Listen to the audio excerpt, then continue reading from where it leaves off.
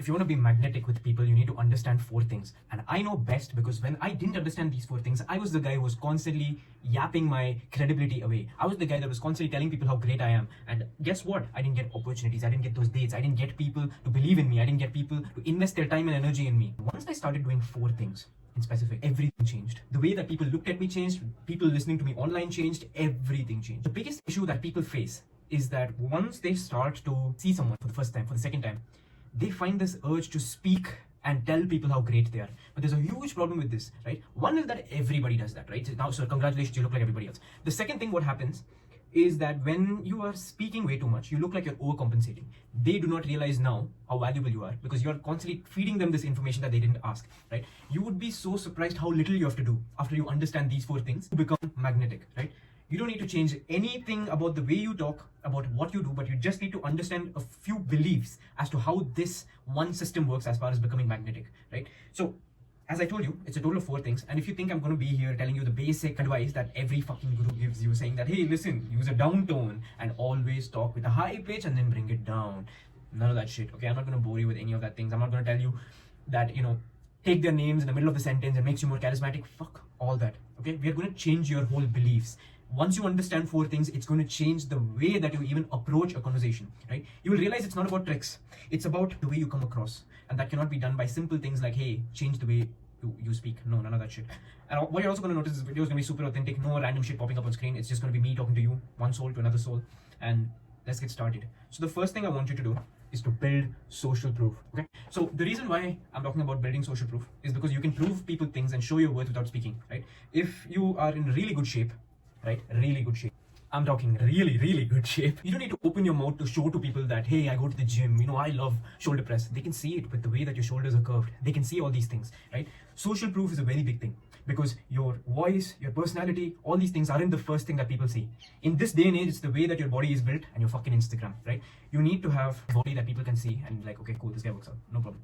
And second thing is you need to show off your lifestyle, not in a course seller or Lamborghini way, but the fact that you are interesting, you have a personality, right? You like art, put that out there. You like to do jiu-jitsu, put that out there, but subtly, right? You're not putting it up in their face, you're doing it very subtle. I do this, so I'm showing it to you. It's just a part of my life, not my whole life. That's the vibe, right? What I also mean by social proof is that you are able to tell that you have good taste and you are well-to-do without you basically speaking it, right? You don't need to speak to tell them that you're well-to-do. You need for them to understand it before you sit down in the conversation.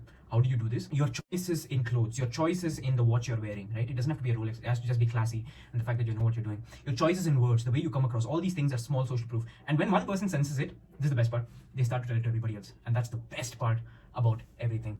The second point is let them be the prover. I'll tell you what this means. We never want to be in the conversation explaining to them that, hey, listen, I have done XYZ, I've been to all these amazing places. No, that shows like we are trying to compensate for their attention, and that's the worst place to be in because as soon as they sense that shit, they're going to be like, okay, cool, this guy only cares about himself, let's move on, right? We never want to be in that stage. What we want to do is to let them be the one proving themselves to us and let our social proof talk for us, right? If you're in good enough shape, we don't need to tell them that we go to the gym. If we are well-to-do, just our choices alone can show them that we are well-to-do, right? When I'm talking about let them be the prover, I'm talking about asking questions that qualify them, right?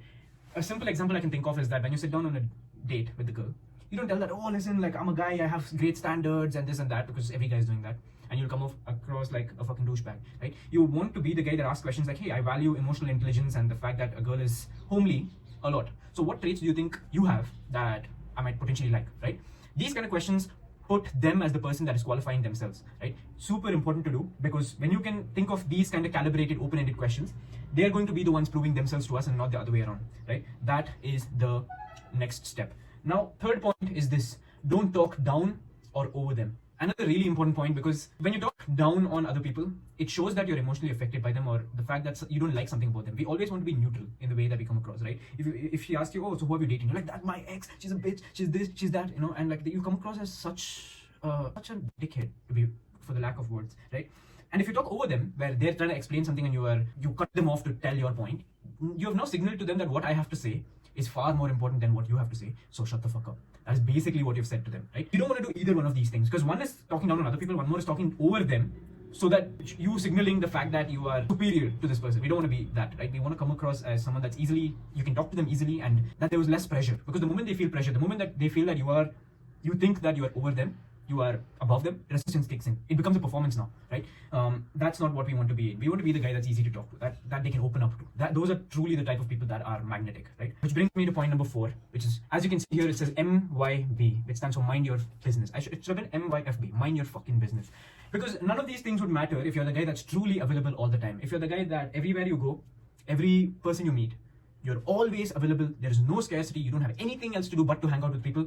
Nobody's going to respect you. They're not going to treat you with grace. They're not going to treat you with respect because you're so readily available all the time. When I say mind your business, I don't mean actual business, although I prefer and suggest that. I actually mean that you need to have a life of your own. You need to have things of your own, your interests, your own different circles, all these other things, so that when people make plans with you, they know it's special that you're there. The fact that you're taking out this time means something. I used to be the guy that used to be everywhere. Anybody called me up to be somewhere, I would be there. Any party I would be at. But nobody respected me. It's only when I had a life of my own, interests of my own, businesses of my own, that's when totally people started to respect me. So these 4 points, if you can just put it into action, you will be way more magnetic than you currently are. And if you can genuinely look at yourself, don't try to sugarcoat it. Don't try to be like, yeah, I got all these things covered. No, you don't. Actually sit and think how you can improve on all these 4 things.